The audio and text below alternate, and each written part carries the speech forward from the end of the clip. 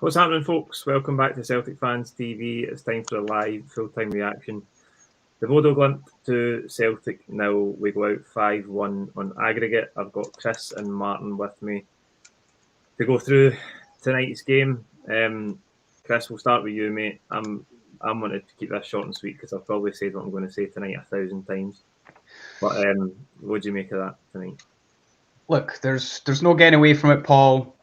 We were thoroughly outplayed for most of, both of those legs, albeit tonight, Ange clearly with an eye to Sunday, whether he'll admit that or not, he rested several players that would have featured in the starting 11, I think had we still realistically been in the tie.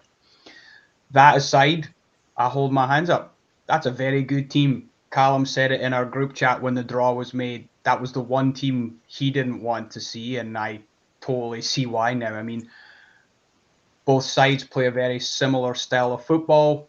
Bodø Glimt are a better version of what Ange is trying to get us to and ultimately smash through that ceiling and be an even better team. We got beaten by a better team. It's obviously disappointing to go out in such a fashion over the two legs, and there's lots of reasons why, and we'll get into them. But we were just beaten by a better team. It's disappointing. It's never nice to lose, and this has been a divisive topic in our group chat as well, is like some of us didn't really care about the result tonight because we have eyes on a bigger prize. Others are like, no, we should try to go out with our best team and win every game. So I'm sure that will probably come out amongst the supporters as well. But just got beat by a better team, hands down. We did the same as the first leg. But Martin, tonight the thing that jumped out at everyone was the lineup before the game. 5 changes from the game against Dundee on Sunday, 6 changes from the first leg. If you were to list Celtic's top 5 players, they were probably all on the bench tonight. So as Chris says, that's a very clear decision from the manager to prioritise Sunday over tonight, and that's fine because I think we all agree that the prize of winning the league this year is massive. But the first half performance was far below where it needs to be, regardless of who's playing on the pitch for Celtic. Yeah, couldn't disagree with that last statement, Paul, around our performance in the first half, and we have got a little bit carried away in recent weeks and said, we've now got strength and depth, but mixed emotions from me on this one. I think no matter what team you are and how good you are, and we see it often in things like cup games, FA Cup games down south, where a lower league opposition team is playing against one of the big boys, and they don't field their first 11, and they really struggle. So Celtic going to play a team who we believe are probably as good. I don't know who the bookies favoured in advance of the first leg, and yet we choose we were the favourites. Okay, fair enough, and probably rightly so. But the fact we are going out, it's not considered a major shock either. Albeit we as Celtic fans expect us to win a tie against Bodø Glimt, and I certainly do. But when you look at that lineup tonight, Joe Hart undoubtedly plays in the first team week in, week out. Starfelt does, but arguably shouldn't, because Julian should and probably will get his place, albeit his limited game time is raising eyebrows. Beyond that, you would pick probably O'Reilly or Rogic alongside Hatate in a starting 11 right now, and that's it. Right, so I don't care who you are. Right, I don't care if you're Barcelona, if you're Celtic. To put out a team, and I heard the manager's pre-match chat where he said the team that he's put out is a team that he would expect to go out and compete and have a chance of winning. I'm not convinced by that statement. I think to have just your goalkeeper, the whipping boy and Starfelt, and probably O'Reilly as opposed to Rogic. I don't think Rogic's necessarily suited to these games away from home. What one first team player out your starting 11 is, what chance did we give ourselves realistically to win that game? And yes, the performance in the first half wasn't good enough. And yes, you look at that 11 and think it's not a bad 11, but it's one first team player, 2 at best, and therefore we didn't give ourselves a realistic chance. And we make a couple of changes at half time. We bring on the captain, who we rely so heavily on, and just by making a couple of changes, we see a positive impact in the game. Albeit we made the point earlier on, maybe we were debating, Paul, offline. We dominated at times. We dominated stats-wise. We dominated that first leg, but then the opposition didn't have to do much. They got that early goal in the first leg, and then in the second leg, you could see, we did okay in the second half, and we did in spells.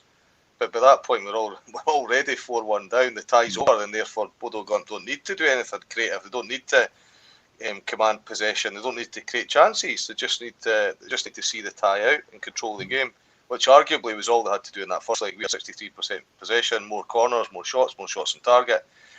But in actual fact, losing that early goal in the first half meant that we could have all of that without Bodø Glimt having to be concerned.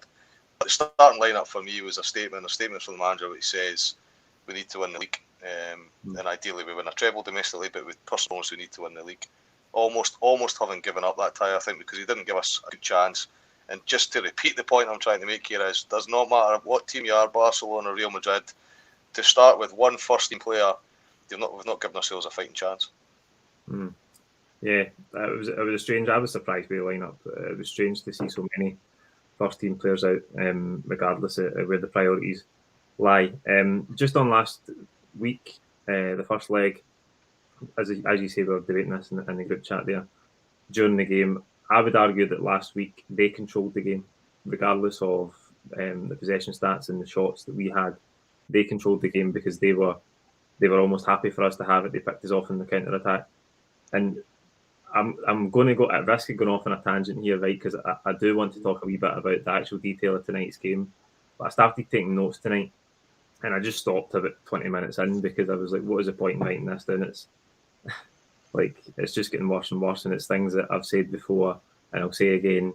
And the thing tonight is we have the squad players come in, but the squad players are guys like Beaton, who was absolutely terrible tonight, and he's been lauded recently for some of his performances domestically, but he's been at Celtic for 10 years and he's never really turned in a proper European performance, has he?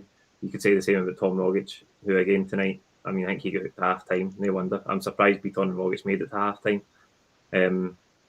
Just nothing. Couldn't even control it.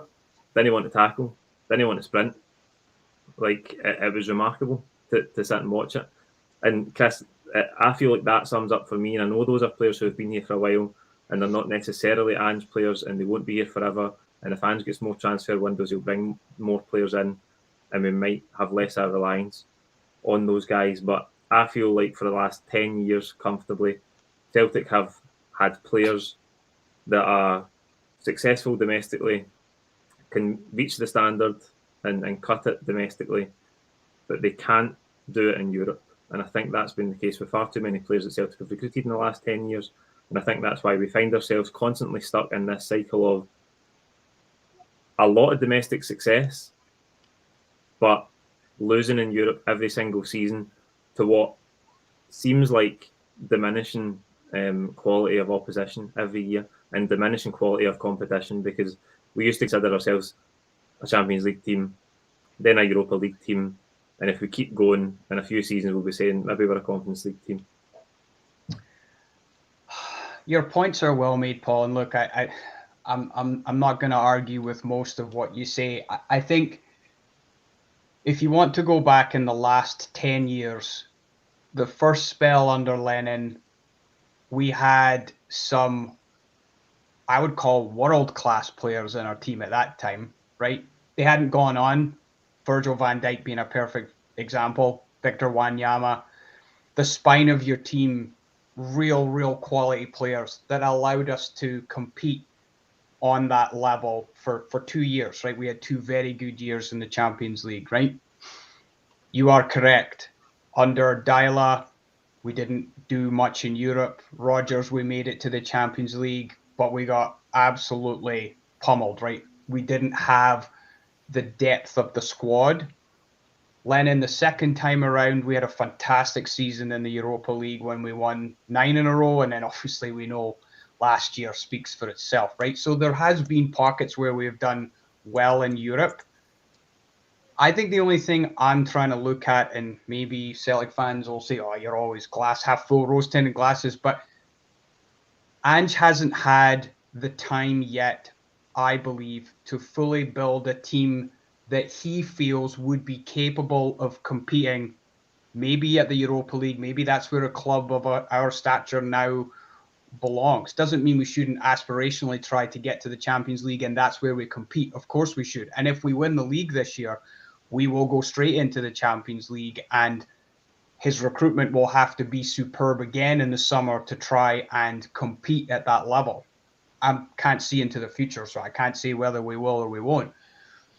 But we've definitely fallen in terms of, I think, our stature and who we're able to compete with in Europe. But we've shown glimpses of being able to do that under Ange. I think the Leverkusen away performance, the two performances against Real Betis were really good. And yes, you can say that they're Europa League ties, but Leverkusen are a Champions League team that happen to be playing in the Europa League. So I think there is reason to be optimistic about our long-term trajectory, and I will give Ange the full benefit of the doubt based on what I'm seeing domestically of what it is he's trying to build. But I can't argue with your sentiment of kind of where we have been consistently. If I look at the last 10 years in Europe, our fan base, our club size, you would say that yes, we should be a Champions League team, but the reality is financially we're so far behind what some of these other teams are able to do, and the money they're able to spend on 2, 3, 4 really, really top quality players, which is what you need, and what we had back in that season I mentioned with Van Dijk and Wanyama to be able to compete at that level. Yeah, I agree. I agree that Ange is the right man. We're on the right track. The improvement this season has been brilliant. We had some good performances in the Europa League group stages. He needs more transfer windows. He needs to bring more players in. But I guess my wider point is that even if you take Rodgers, then we had a good manager and we made a bit of progress. But when Rodgers left, it went. Having said that, Neil Lennon's second time in the Europa League group stage was good, but Neil Lennon's second tenure was pierced constantly by massive disappointments in Europe in the qualifiers and then in the knockout round against Copenhagen. So my point is that, like, long term for me, the club is in a gradual decline, and we might land on a good manager every now and then and have a season or two of respite where it looks like we're making a wee bit of progress in Europe again. But gradually over the last 10 years, it's been decline. Anyway, the first goal tonight just kind of summed up the whole tie and maybe the whole evening tonight as well.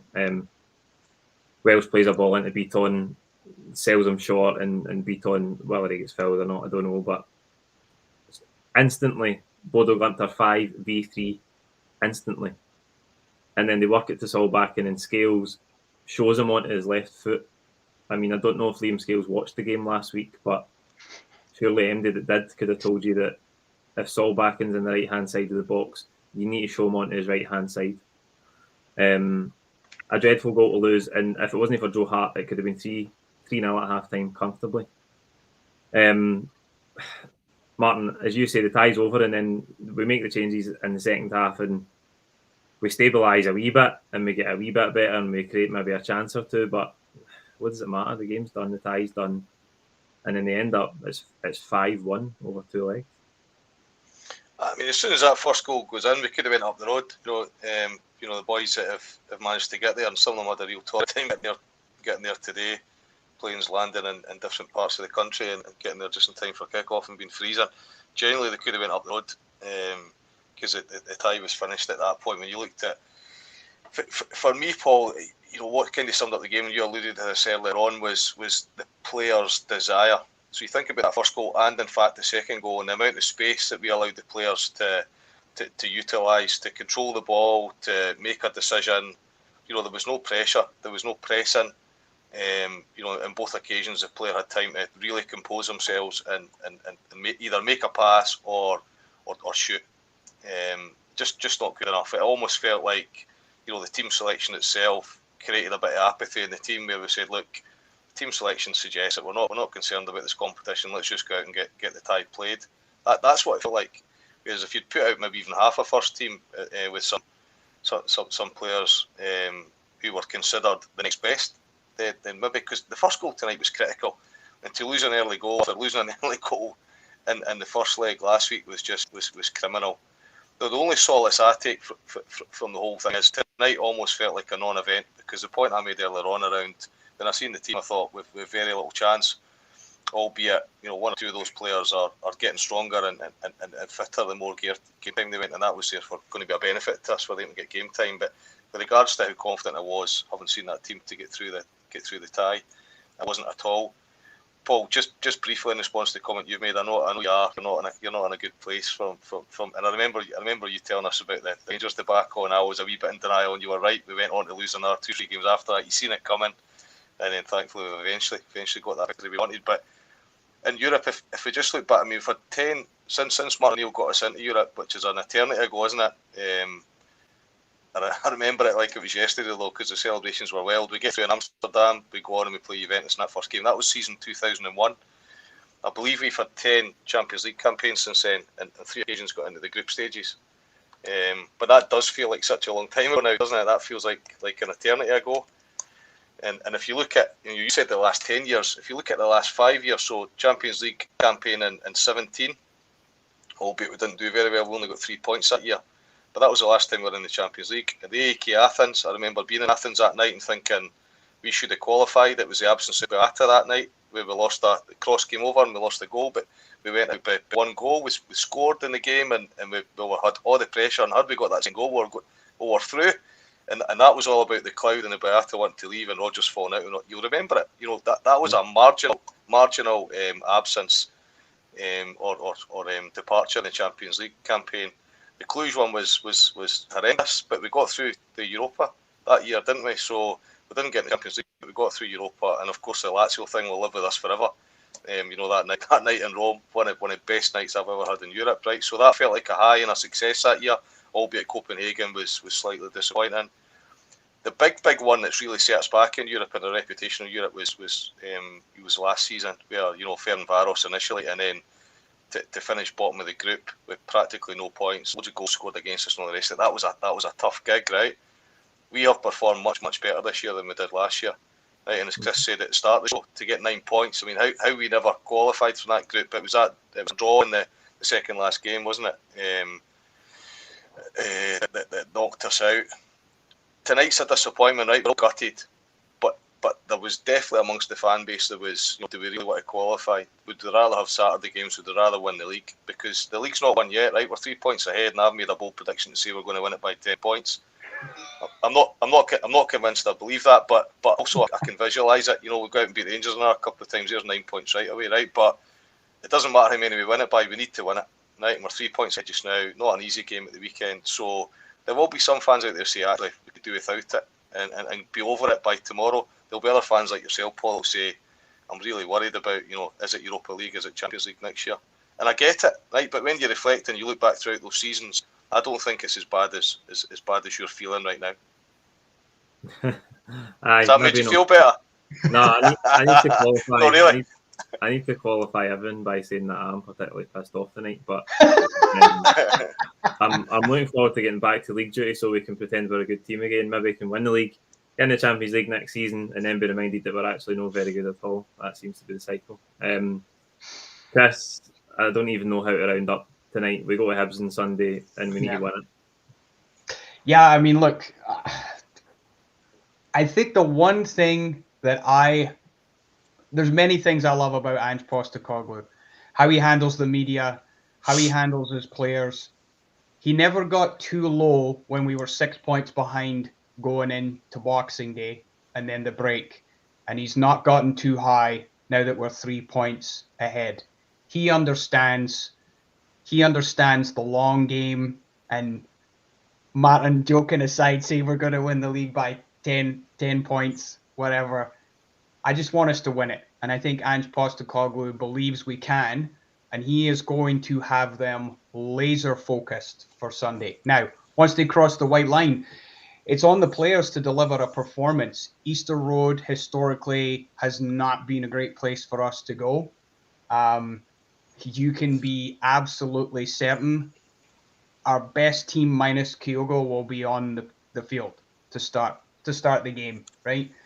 And I believe that'll be McGregor, Hatate, and Rogic. And I know Rogic has not played well. I understand that, but since he came back from Australia, right? I'm not disputing that, but I do believe he will play. He was sensational at Motherwell, and I think our best team will be fielded. And if we can find a way to win that game and every weekend continue to turn the screw, I like our chances. But you got to have a short memory. And that's, I think, one of the things that Ange has done so well this year is when we've had these results that haven't gone our way, very quickly he has got the players to refocus, regroup, and just find a way to, most of the time with a performance, but if it's not a performance, we find a way to win. I wouldn't say we played great. I know we played well against Motherwell in the first half, but all the other games post Rangers, the Derby win, we've not been that great. So I'm hoping to see a performance and a result on the weekend. And then it's 10 games left and it's all to play for. Yeah, absolutely. Back to league duty on Sunday. That's it for tonight. Like this video, comment with your own thoughts below. Don't forget to subscribe if you haven't already. And I'll see you in a better mood on Saturday for the build-up to that game at Easter Road. Cheers.